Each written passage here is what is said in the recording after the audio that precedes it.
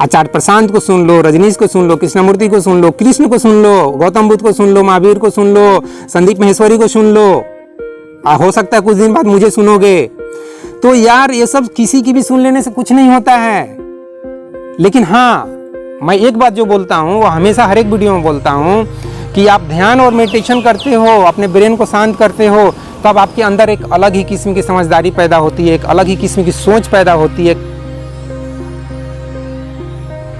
नमस्कार दोस्तों, इस वीडियो में मैं मियाँ बीवी के बीच में जो झगड़े होते हैं, डाइवोर्स होते हैं, जिसकी वजह से उनके जो बाल बच्चे होते हैं उनकी ज़िंदगी पर काफ़ी बुरा प्रभाव पड़ता है, तो इसी विषय के ऊपर इस वीडियो में मैं चर्चा करने वाला हूँ।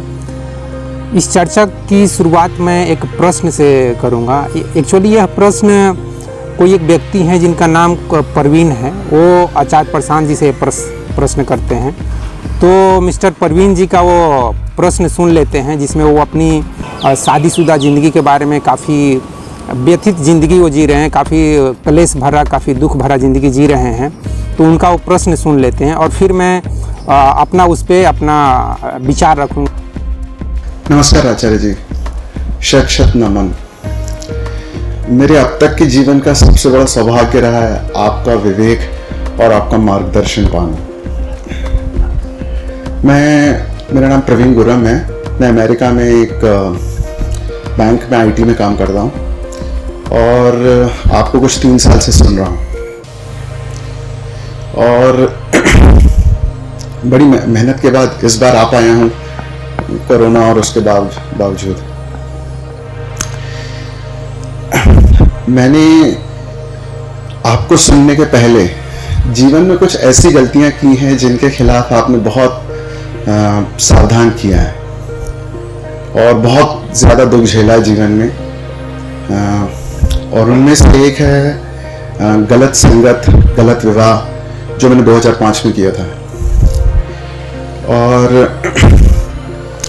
बिल्कुल जैसा आप कहते हैं, जीवन में बेहोशी में एक संतान भी हुई मेरी, और मैं अपनी बेटी को अब आत्मनिर्भर बनाने का पाठ सिखाता हूँ। और फिर भी गलत संगत और की वजह से और गलत विवाह की वजह से जीवन में बहुत दुख है। घर में पत्नी के साथ कलेश भी रहता है मेरा।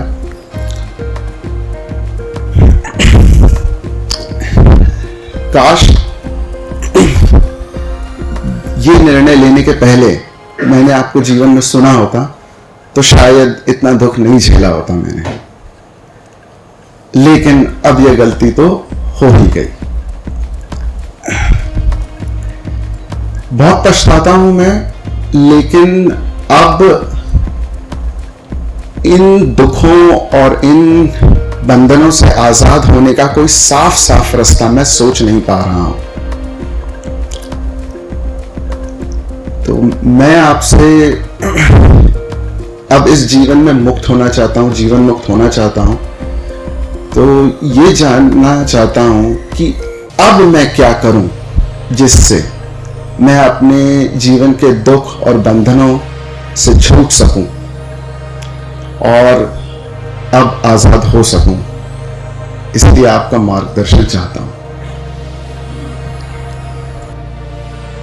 तो दोस्तों, जैसा कि आपने अभी मिस्टर परवीन का जो सवाल है, बहुत सारे सवाल करते हैं आचार्य प्रशांत जी से, तो और आचार्य प्रशांत इसके बहुत सारे जवाब भी देते हैं, लेकिन वो जवाब मुझे बहुत हद तक सैद्धांतिक लगता है। ऐसा लगता है जैसे किसी बच्चे को थ्योरी ऑफ रिलेटिविटी के बारे में, या मतलब IABA का जो उस तरह से वो जवाब देते हैं, एक छोटे से बच्चे को समझाया जाए, तो मुझे उतना प्रैक्टिकल जवाब नहीं लगता है। तो इस वीडियो के माध्यम से मैं वो प्रैक्टिकल जवाब देना चाहता हूँ और इसीलिए वीडियो बनाया हूँ। और ना ही मेरा उद्देश्य कोई ये नहीं है कि मैं आचार्य प्रशांत के ऊपर कोई नेगेटिव कमेंट कर रहा हूँ, नहीं।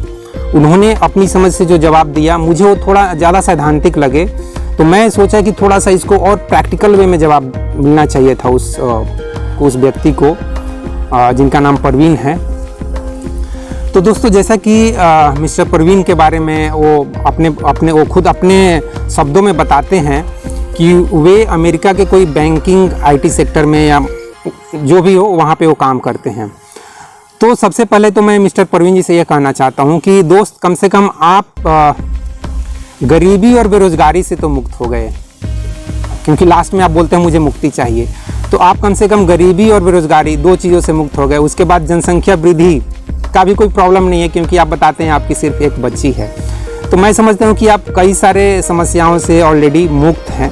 जैसे कि हमारे बिहार और यूपी में जाएंगे तो 70 to 80% जो यूथ हैं बेचारे, जिनकी शादी ही नहीं हो रही है, मतलब वो शादी करने के लिए तो तैयार हैं लेकिन उनको नौकरी नहीं मिल रही। तो नौकरी, जैसे कि नौकरी नहीं तो छोकरी नहीं, ऐसा कुछ है। तो वो बेचारे छोकरी के लिए परेशान हैं और उसके लिए उनको नौकरी चाहिए, तो उनको नौकरी नहीं मिल रही। और आपको अमेरिका में नौकरी मिली हुई है, बहुत बड़ी बात है, बहुत अच्छी बात है। और मैं बाकायदा वो पूरे प्रश्न को अपने कागज़ पे लिख के रखा हूँ ताकि मैं टू द पॉइंट हर एक क्वेश्चन का उनका जवाब दे सकूँ। तो सबसे पहले मैं यही परवीन जी से कहना चाहता हूँ कि दोस्त, आप गरीबी, बेरोजगारी, पॉपुलेशन, महंगाई से भी, ये सब जो मतलब आम आदमी की जो समस्याएं हैं ना, ये आम आदमी बेचारे 70-80 इंडिया के समझ लो लगभग 100 करोड़ लोग या 80 करोड़ लोग इन सभी समस्याओं से ही परेशान है। वो बीबी से तो परेशान हैं, वो है, लेकिन इसके अलावा गरीबी, बेरोजगारी, महंगाई और यही बाल बच्चे की पढ़ाई लिखाई, यही सब में परेशान है। तो कम से कम आप इन सभी परेशानियों से मुक्त हो। बहुत आपको मतलब मैं धन्यवाद देना चाहता हूँ, कि शुभकामना देना चाहता हूँ कि आप बहुत अच्छी पोजीशन में हो। उसके बाद दोस्त, आप बोलते हो कि आपने जीवन में कई गलतियां किए। कितनी सारी गलतियां किए होंगे यार। मैं सुनता हूँ एडिसन साहब एक बल्ब बनाने के लिए कुछ 10,000 टाइप से एक्सपेरिमेंट किए, और हर एक एक्सपेरिमेंट में वो यही बोलते हैं कि मैं कुछ ना कुछ सीखा, अपनी गलतियों से कुछ सीखते गया, अपनी गलतियों को छोड़ते गया। पहले मैं आयरन का यूज कर रहा था, वायर को धीरे धीरे, मतलब एक एग्जाम्पल के रूप में बता रहा हूँ। तो फाइनली वो जब टंगस्टन का वायर एक सर्टेन डायमीटर या जो भी हो, जब उन्होंने एक सब कुछ जब एक मिल गया, तब उनका जाके एक बल्ब बना, बल्ब का आविष्कार हुआ। तो दोस्त, बड़े बड़े महान लोग कहते हैं, क्या कहते हैं कि आपने अगर कभी कुछ गलती नहीं की तो इसका मतलब आपने कुछ नया कुछ किया ही नहीं, कभी कुछ आपने कुछ नया करने के लिए कोशिश ही नहीं किया। तो दोस्त, ये कहना कि आपने कई गलतियां की है, मुझे समझ में नहीं आता है कि आपको मैं कैसे बताऊं कि मैंने भी कई गलतियां की है। और क्या आपको लगता है कि आचार्य प्रशांत कभी कुछ गलती नहीं किए? मिस्टर प्रशांत कभी कुछ गलती नहीं किए? कभी उनके साथ आप दोस्त बन के ना बैठ के वो बात नहीं करेंगे। मोस्टली मुझसे आप दोस्त के रूप में बात कर सकते हो, और मैं हमेशा अवेलेबल रहूँगा आपको एक दोस्त के रूप में बात करने के लिए। तो दोस्त, मैंने भी लाइफ में कभी कई गलतियाँ की यार, और सबसे बड़ी गलती तो यार भगवान ने ही गलती शायद कर दिया, क्या बोलेंगे, गरीब घर में पैदा कर दिया। यही मैं तो भगवान, समझ लो कि मैं 20-21 साल तक नास्तिक की तरह ज़िंदगी जिया हूँ। मैं भगवान से भी कई बार क्वेश्चन कर दिए, अरे यार मैं इतना भी क्रिमिनल आदमी नहीं हूँ, इतना भी क्रिमिनल माइंड का नहीं हूँ, इतना भी करप्ट नहीं हूँ, कहाँ मेरे को फंसा दिए। ऐसे मैं भगवान से बात करता था। तो समझ लो उस दौरान मैं एक तरह से नास्तिक की तरह ज़िंदगी जीता था। तो दोस्त परवीन, मैं यही कहना चाहता हूँ यार, इतना अफसोस मत करो कि आपने लाइफ में कई गलतियाँ की है। सब गलती करते हैं भाई, कोई कम करता है, कोई ज़्यादा करता है। जो कम करता है वो मान लो कि वो ज़्यादा इंटेलिजेंट होगा, तो क्या करोगे? आचार्य प्रशांत आपको सिखा देंगे कि कैसे हम सभी गलतियों से बच जाएं, कोई नहीं सिखा सकता है। मैं तो समझता हूँ कि गौतम बुद्ध से भी गलती हुई, तभी तो वो वापस फिर अपने घर आए, जसोधरा के पास या राहुल के पास, उनका बेटा। शायद यही बताने आया हूँ कि यार मैं ऐसे ही कुछ पता नहीं क्या मूड में आया, मुझे लगा कि चलो भगवान से ही भेंट करके आएंगे, और मैं गया तो भगवान से तो भेंट हुआ नहीं। हाँ, कुछ होश, कुछ अवेयरनेस, कुछ जागरूकता मेरे अंदर कुछ आई, कुछ अनुभव हुआ। लेकिन ऐसा नहीं है कि मैं यहाँ रहता तो ये सब अनुभव नहीं होता। कुछ ऐसा ही बताने गए होंगे भाई कि मुझसे ही गलती हुई है, तुम लोग से कोई गलती नहीं हुई। मैं तो यही समझता हूँ, यही बोलने गए होंगे, नहीं तो फिर क्या बताने गए? क्या ज़रूरत थी उनको वापस जसोधरा और राहुल से मिलने की? कोई ज़रूरत नहीं थी। तो दोस्त, मैं यहाँ 2 लोगों का नाम ले लिया, एक एडिशन जो साइंस के फील्ड के एक बहुत बड़े हस्ती हैं, और स्पिरिचुअलिटी गौतम बुद्ध, वो भी स्पिरिचुअलिटी फील्ड के बहुत बड़े हस्ती हैं। ये 2 बड़े बड़े नाम मैंने आपको गिना दिए कि इन दोनों से गलती हुई। आइंस्टीन से भी कई बार गलती हुई होगी, आप एक बार उनका देखेंगे, जीभ निकाले हुए पूरे ऐसे इतने लंबे से, उनसे भी कुछ गलती अनुभव हुआ। तो यार ये अफसोस मत करो कि गलती हो गई, क्या बताऊं, मुझसे इतनी सारी गलतियां हुई तो हुई। गलतियों को आज अगर आप उन गलतियों को सुधार सकते हो तो सुधार लो, नहीं तो सोच लो कि हाँ मुझसे गलती हुई और वैसी गलती मैं दोबारा नहीं करूँगा, बस बात खत्म। और दोस्त उसके बाद आप कहते हो गलत संगत, गलत विवाह, पत्नी के साथ कलेश, झगड़े। दोस्त इस धरती पे शायद ही कोई ऐसा परिवार होगा ना, कोई ऐसा मियाँ बीवी का संबंध होगा जो 10 साल 15 साल ज़िंदगी जिया होगा और उन दोनों के बीच कभी कलेश नहीं हुए होंगे। होते रहते हैं भाई, मेरे साथ भी होते रहते हैं।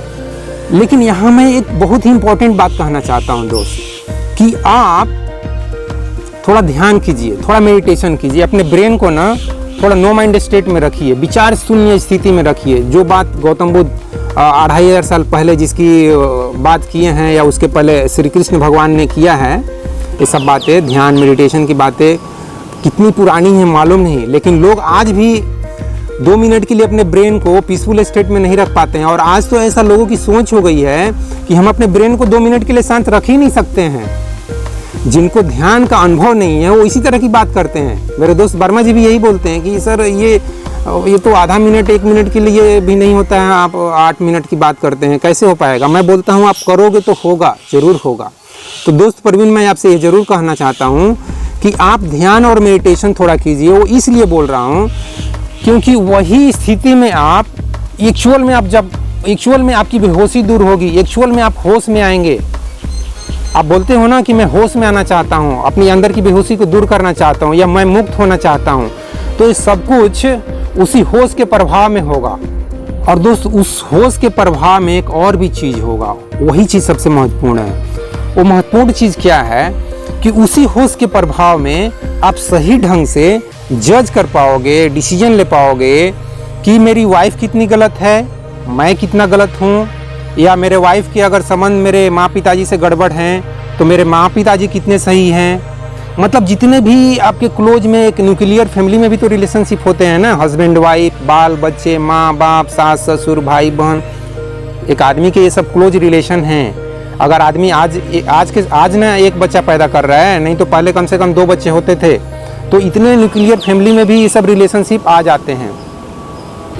तो जब आप ध्यान और मेडिटेशन करोगे, जब आपकी होश की जागरूकता, जब आपकी होश की तीव्रता बढ़ेगी, अवेयरनेस की तीव्रता, कंसंट्रेशन या उसकी इंटेंसिटी बढ़ेगी, उस स्थिति में आप सही ढंग से फैसला कर पाओगे कि मेरी बीवी कितनी गलत है, उसके विचार कितने गलत हैं, व्यवहार कितने गलत हैं, उसी तरह से मेरे विचार और व्यवहार कितने गलत हैं या कितने सही हैं, मेरे माँ बाप के विचार कितने सही हैं, उनका व्यवहार कितना सही है या गलत है। ये जितने भी संबंध हैं ना, जितने भी लोग हैं आपके अगल बगल में, नॉट ओनली फैमिली, आप ऑफिस में बॉस, जहाँ कहीं भी, या आप समाज के लोग, सभी लोगों को आप बेहतर ढंग से उसी होश के प्रभाव में आप जज कर पाओगे। और उस होश की तीव्रता को बढ़ाने का सिर्फ एक ही उपाय है कि ध्यान और मेडिटेशन करना। अपने ब्रेन को कुछ समय के लिए 1 मिनट से ही शुरुआत कीजिए, 1 मिनट के लिए अपने ब्रेन को पीसफुल स्टेट में रखना, नो माइंड स्टेट में रखना, विचार शून्य की स्थिति में रखना।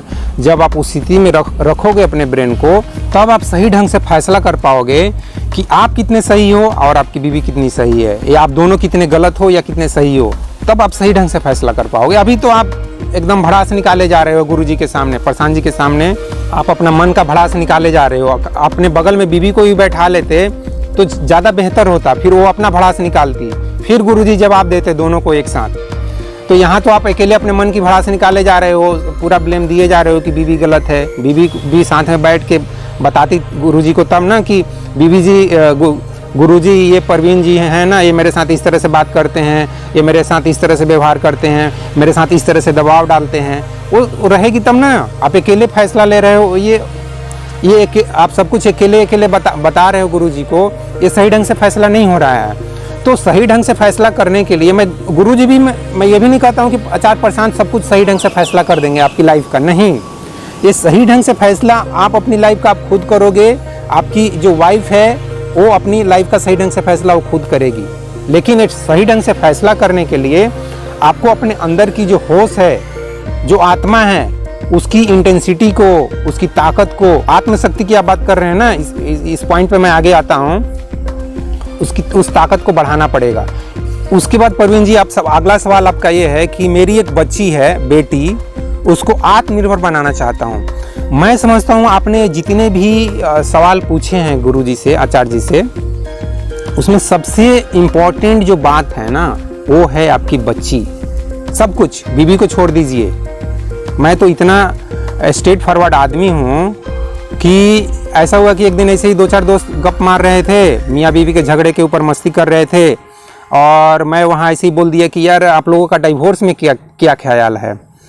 मेरी बात सुनकर उनको ऐसा लगा जैसे अचानक से खलनायक कहाँ से आ गया, ये कहाँ से, ये बदतमीज़ की तरह अचानक से। यार हम सभी मौज मस्ती में बात कर रहे थे, मियाँ बीवी के झगड़े के मज़े ले रहे थे, और ये अचानक से डिवोर्स का बात कहाँ से ला दिया। तो यार डिवोर्स की बात मुझे भी अजीब लगा, और फिर वो टॉपिक हट भी गया। मतलब सब लोग मियाँ बीवी के मज़े ले रहे हैं, हंसी मजाक कर रहे हैं, अचानक से उसमें डिवोर्स वाला पॉइंट रख दोगे, और किसी को उस पॉइंट पे बात करने में इंटरेस्ट ही नहीं है। किसी को भी इंटरेस्ट नहीं था उस पॉइंट पे बात करने का। सब बोले यार ये कहाँ से आपने बात कर दिया, ये हटाइए। तो मैं यह भी कहना चाहता हूँ कि अगर आप बहुत ही ज़्यादा पत्नी से परेशान हो, जैसे कि एक पिक्चर मैंने देखा था my wife's murder, Anil Kapoor जी की वो पिक्चर है, उसमें ऐसे ही उनके ही हाथों से अपनी बीवी की मौत हो जाती है। और उनकी बीवी को मैंने देखा सचमुच जो डेली परेशान कर रही थी, बिना माने मतलब का उनके ऊपर ताने मार रही थी, उनको बोल रही थी कि तुम्हारा गलत अफेयर है किसी लड़की से, सेक्रेटरी से, इस तरह से बहुत सारे इल्ज़ाम लगाए, और डेली चो मतलब डेली आर्गूमेंट, डेली झगड़े। तो उस स्थिति में तो यार मैं भी डिवोर्स लेने के लिए सोचूंगा। जब ऐसी स्थिति होगी तो कौन रहना चाहेगा बीवी के साथ। तो मैं यह भी कहना चाहता हूँ कि अगर इस तरह की स्थिति है तो डिवोर्स ले लो यार। कौन, गुरुजी की मत सुनो, मेरी मत सुनो, और किसी भी दोस्त यार का मत सुनो, किसी की भी मत सुनो। तुम्हारी ज़िंदगी है, तुम्हारा लाइफ है, तुम जैसे मन करता हो वैसे फैसला ले लो। तुमको लगता है कि अगर मैं पत्नी से डिवोर्स लेके अच्छा ज़िंदगी जीऊँगा तो जियो, रोका किसने है। तो ये बच्ची को आत्मनिर्भर बनाने की बात पर ये बात आ गया कि यार तुम पत्नी से डिवोर्स ले सकते हो, पता नहीं खुद से भी डिवोर्स एक दिन हो जाती है, मतलब वही देहांत हो जाता है, भगवान के पास जाते हो या कहाँ जाते हो मालूम नहीं है किसी को, साइंस को पता नहीं। जब तक साइंस नहीं बताएगा कि मरने के बाद कहाँ जाते हो, समझ लो किसी को कुछ पता नहीं है। तो आप कहते हो कि बेटी को मुझे आत्मनिर्भर बनाना है, तो कहने का मतलब है कि आप बेटी से कम डिवोर्स तो नहीं लोगे ना। ये भी अजीब लगेगा कि बेटी से डिवोर्स का मतलब क्या है यार, मुझे उससे कुछ मतलब नहीं है, यही है ना। बीवी से डिवोर्स लेने का क्या मतलब, वो मरे जिए, किसके साथ अफेयर रखे, किसके साथ झगड़ा करे, कैसे लाइफ जिए, दारू पिए, शराब पिए, क्या करे, वो अपने जीवन को जहन्नुम बनाए, मुझे कोई मतलब नहीं है। जबकि आप ध्यान और मेडिटेशन ये सब करोगे ना तो उसके प्रति भी थोड़ा सा दया भाव पैदा हो जाएगा। दया नहीं, दया शब्द अच्छा नहीं है, करुणा भाव पैदा हो जाएगा, प्यार थोड़ा सा जगेगा कि यार वो अपनी लाइफ को कैसे बर्बाद कर रही है। आप उसको रोकना चाहोगे, उसको रोकोगे कि आखिर मेरे साथ भी ये यार कुछ दिन तो, कुछ साल तो मेरे साथ ज़िंदगी जी है, कैसे मैं इसकी ज़िंदगी को ऐसे ही बर्बाद होने के लिए छोड़ दूँ। इस तरह का आपके अंदर करुणा भाव पैदा होगा। तो मैं ये कहना चाहता हूँ दोस्त कि आप अपनी बच्ची को आत्मनिर्भर बनाना चाहते हो ना, ये सबसे इम्पोर्टेंट बात है। मैं अपनी बात करूं तो मैं स्पष्ट रूप से बता दूं कि मेरे लाइफ में मैं सबसे ज़्यादा केयर अपने बेटे को करता हूं। मैं यहाँ तक सोचता हूं कि मेरी वाइफ से अगर डिवोर्स हो भी गया तो मैं अपने बच्चे की जो भी जिम्मेदारी है वो मैं खुद उसको पूरा करूँगा। खुद उसकी जिम्मेदारी मतलब उसका भोजन, कपड़ा, मकान, स्वास्थ्य, सब कुछ मैं उसकी देखभाल करूँगा। भाई अगर इस तरह से आप सोचते हो अपने बच्ची के प्रति, तब मैं समझूंगा कि हाँ आप एक सही, एक रियल मैन हो। नहीं तो सिंपली सब कुछ से छुटकारा पाना चाहते हो, आपके लिए बच्ची भी आपके लिए बोझ है कि ये कहाँ से पैदा हो गई। जैसे कि शायद गौतम बुद्ध को भी कुछ समय लगा होगा कि ये कहाँ से पैदा हो गया, यार बीवी केवल रहती तो मैं अकेले जंगल छोड़ के निकल जाता। या बहुत सारे आध्यात्मिक और धार्मिक लोग इस तरह का ज्ञान देते हैं कि सब अपने कर्मों का फल भोग रहे हैं। तो अगर बच्ची पैदा हो गई या बेटा पैदा हो गया तो वो अपने कर्म का फल भोग रहा है। मैं तो डिवोर्स ले लिया, बच्ची जाने और माँ जाने, और मुझे किसी से मतलब नहीं है। ऐसे भी ज्ञान देने वाले लोग हैं, धार्मिक लोग इस तरह के भी ज्ञान दे देंगे कि यार वो अपने कर्म का फल भोग रही है, तुम आजा मेरे आश्रम, मैं तेरे को मुक्ति दिला दूंगा। मैं ये तो इस तरह के बहुत सारे हैं धार्मिक लोग जो बोल रहे हैं कि आ जाओ मेरे आश्रम में, आ जाओ, और कमा ही रहे हो, बैंकिंग सेक्टर में अच्छे खासे पैसा भी रखे हो, वो डायरेक्ट पैसा भी नहीं मांगेंगे, बोलेंगे वो अलग एजेंट होते होंगे उनको, वो सब पैसा वैसे का इंतजाम आपसे करा लेंगे कि किस तरह से आपसे पैसे लेने हैं। तो मैं ये कहना चाहता हूँ दोस्त कि आप अपनी बेटी को आत्मनिर्भर बनाना चाहते हो, बहुत ही अच्छी बात है, लेकिन ये सिर्फ मुंह से बोलो मत। हमारे देश में मैं कहता हूँ, हमारे देश में 70 to 80% लोग, हमारे देश में 100 करोड़ लोग, मतलब 50 करोड़ हस्बैंड वाइफ झूठे हैं। वो अपने बेटे या बेटी से ज़्यादा कुछ मतलब नहीं रखते हैं, उनको केयर नहीं करते हैं, उनके लाइफ से कुछ मतलब नहीं रखते हैं, उनको सिर्फ अपने से मतलब होता है, अपनी मौज मस्ती से, जौन संबंध से, शारीरिक सुख से, ये सबसे केवल मतलब होता है। और इसीलिए हमारे देश की जो पॉपुलेशन है ना 140 करोड़ पहुँच गई है।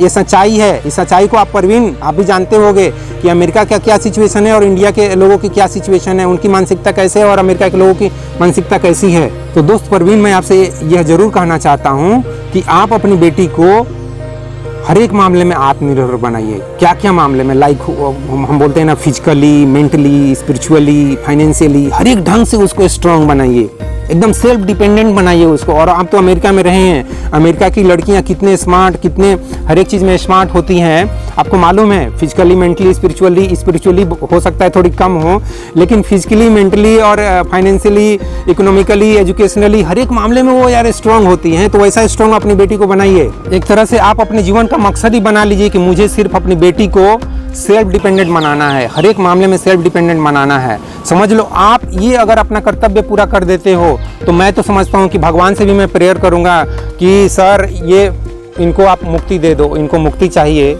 अगर ये अपनी बेटी के प्रति जो कर्तव्य है, इस कर्तव्य को अगर पूरा कर देते हैं तो इनको आप मुक्ति दे दो। ये बहुत परेशान है। वैसे भी ये प्रश्न पूछते समय काफ़ी इमोशनल भी लग रहे हैं, काफ़ी परेशान लग रहे हैं। तो मैं भगवान से भी प्रेयर करूँगा आपके लिए, क्योंकि मुझे यार मुक्ति उक्ति से भी ज़्यादा मतलब नहीं रहता है। भगवान की मर्जी यार, पैदा करेगा दोबारा करने दो, इतना क्या रोना है। जिस तरह से इस लाइफ में स्ट्रगल करके एक लेवल पे पहुंच गया, खाने पीने का इंतजाम कर लिया, उसी तरह से दोबारा भी पैदा करेगा तो कर लेंगे।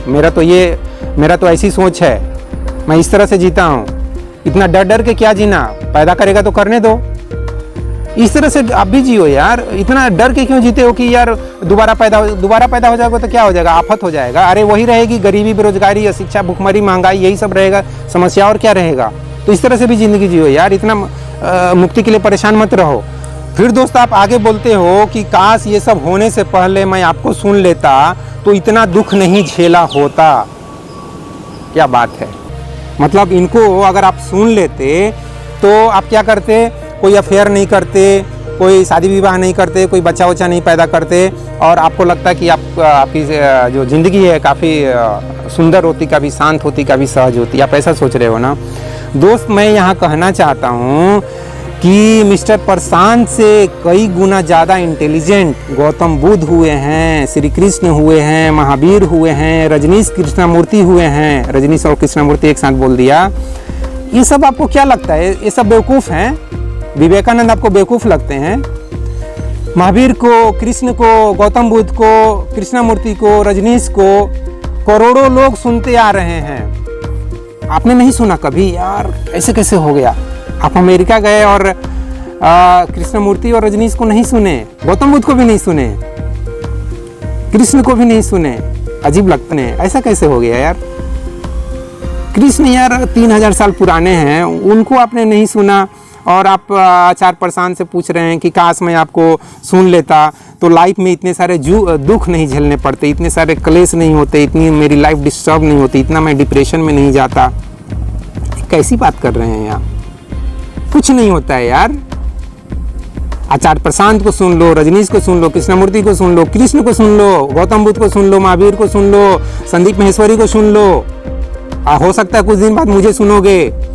तो यार ये सब किसी की भी सुन लेने से कुछ नहीं होता है। लेकिन हाँ, मैं एक बात जो बोलता हूँ वो हमेशा हर एक वीडियो में बोलता हूँ कि आप ध्यान और मेडिटेशन करते हो, अपने ब्रेन को शांत करते हो, तब आपके अंदर एक अलग ही किस्म की समझदारी पैदा होती है, एक अलग ही किस्म की सोच पैदा होती है, एक समझ पैदा होती है। वैसा ही कुछ समझ, जैसा मैं बोल सकता हूँ कि कबीर के अंदर है, वैसी समझ जब आपके अंदर पैदा होगी तब आपको सही मायने में मुक्ति मिलेगी। आप मुक्ति चाहते हो ना, बेहोशी से छुटकारा पाना चाहते हो ना, तब आपको सही मायने में आपको मुक्ति मिलेगी। फिर दोस्त आप कहते हो कि लेकिन अब ये गलती तो हो ही गई, बहुत पछताता हूँ मैं, लेकिन इन दुखों और बंधनों से आज़ाद होने का कोई साफ रास्ता सोच नहीं पा रहा हूँ। मैं जीवन से मुक्त होना चाहता हूँ, जीवन मुक्ति का मैं उपाय चाहता हूँ।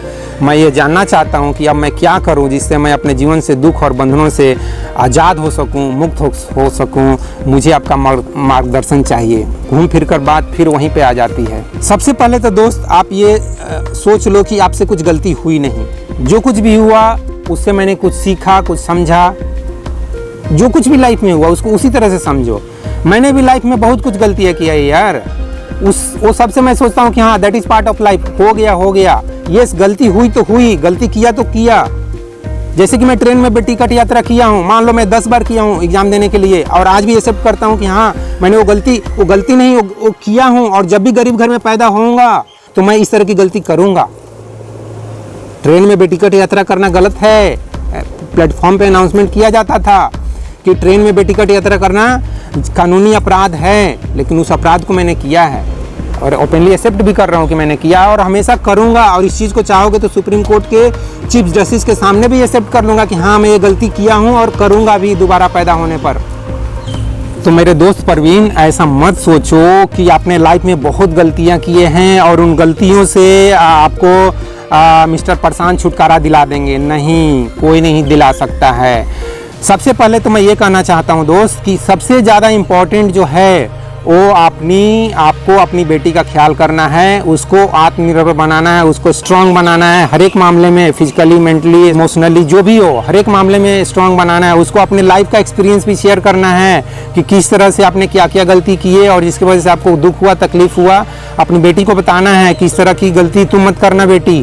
तो परवीन जी, मैं ये कहना चाहता हूँ कि ये सब चीज़ आप अपनी बेटी के साथ भी बताइएगा कि किस तरह से आपका अगर डाइवोर्स हो जाता है, या यार डाइवोर्स लेने का ज़रूरत नहीं है यार, डाइवोर्स क्यों लेना है। कहने का मतलब आप थोड़ा सा मेरे वीडियो देखने के बाद अगर आपके पास पहुंचता है तो थोड़ा सा इन सब चीज़ों के बारे में, जिस तरह से मैं समझ रहा हूँ ना, जिस तरह से मैं सोचता हूँ, जिस तरह से मैं इन सभी चीज़ों को देख रहा हूँ, समझ रहा हूँ, उस तरह से मैं चाहता हूँ कि सिर्फ परवीन ही नहीं बल्कि जो कोई भी इस वीडियो को देख रहा है वो अपने दिमाग में इस तरह से सोचे समझे कि मियाँ बीवी के झगड़े हो रहा है तो किस तरह से उसको हैंडल करना है, बच्चे के साथ किस तरह से रिलेशन रखना है, और इसमें धर्म और अध्यात्म का क्या रोल है। गुरुजी, Acharya Prashant, motivational speaker like Sandeep Maheshwari, इन सब का क्या रोल है, इनको सुन लेने से क्या हो जाएगा, कुछ खास फर्क नहीं पड़ेगा दोस्त। हाँ, लेकिन आप ध्यान और मेडिटेशन करते हो तो ज़रूर फर्क पड़ेगा, ज़रूर आपकी सोच में, समझ में बदलाव आएगा और फिर आप एक बेहतर लाइफ जी सकते हो। वही उपाय है बेहतर लाइफ जीने का, और वही उपाय है, वही तरीका है। जीवन से मुक्ति भी चाहिए, जैसा कि मैं जीवन से मुक्ति के बारे में ऑलरेडी अपना विचार दे दिया कि मैं डरता नहीं हूँ। भगवान मुझे दोबारा पैदा कर दे तो कर दे, क्या फ़र्क पड़ता है, फिर से जिएंगे ज़िंदगी को बस बिना ज़्यादा तकलीफ़ के। 10th या 12th पास करने के बाद मुझे अगर मान लो IIT में जिस तरह से इस बार फेलियर हो गया, तो IIT में फेलियर हो गया और मैं चाहता हूँ कि मुझे भैया जल्दी से नौकरी दे दो, बैंक या रेलवे कहीं भी, तो मुझे बस जल्दी से नौकरी मिल जाना चाहिए। 18 साल में ही अगर मुझे नौकरी चाहिए तो मुझे नौकरी दे दो। अब छोड़ो ये सब बातें, वो सब बात कई सारे वीडियो में हो चुकी है। फिर यहाँ से ये हस्बैंड वाइफ के झगड़े और डाइवोर्स, मैरिज डाइवोर्स, ये सब की बातें हो रही है। तो इस वीडियो को मैं अब समाप्त करना चाहूँगा दोस्त, और अंत में मैं यही कहूँगा कि ये जितने भी आपने सवाल किए हैं उसमें सबसे ज़्यादा इम्पोर्टेंट है आपकी बेटी की लाइफ। उसकी लाइफ को अगर आप सही रास्ते पर लेके चले गए, उसको एक सेल्फ डिपेंडेंट वुमेन बना दिए, तो मैं समझूंगा कि आपको मुक्ति मिल गई और भगवान आपको मुक्ति दे देगा यार। आप ज़्यादा तकलीफ से भगवान से मुक्ति में, लेकिन भगवान तुमसे जरूर क्वेश्चन करेगा।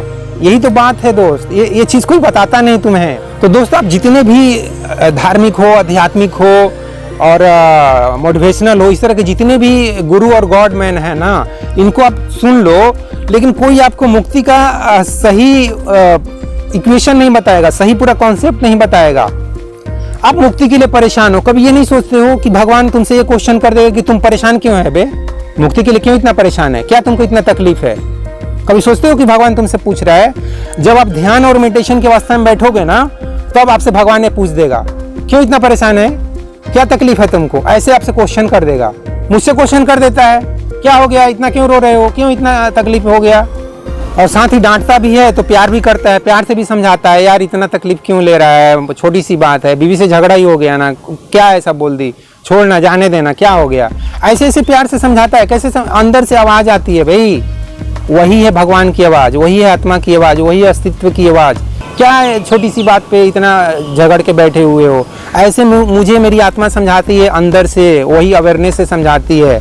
छोड़ दो, हटाओ, छोटा सा बात है। तो परवीन जी या जितने भी दोस्त हैं जो अपनी बीवी से परेशान हैं, वैवाहिक जीवन से परेशान हैं, शादी के बाद पछता रहे हैं, इन सभी से मैं ये कहना चाहता हूँ कि दोस्त इतना भी परेशान मत हो।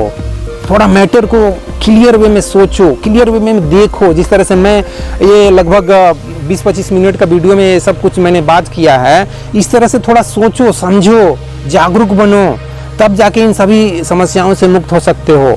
तो दोस्तों इस वीडियो में बस इतना ही। जय हिंद, जय भारत और जय विश्व, जय भगवान। Thank you very much friends इस वीडियो को देखने के लिए।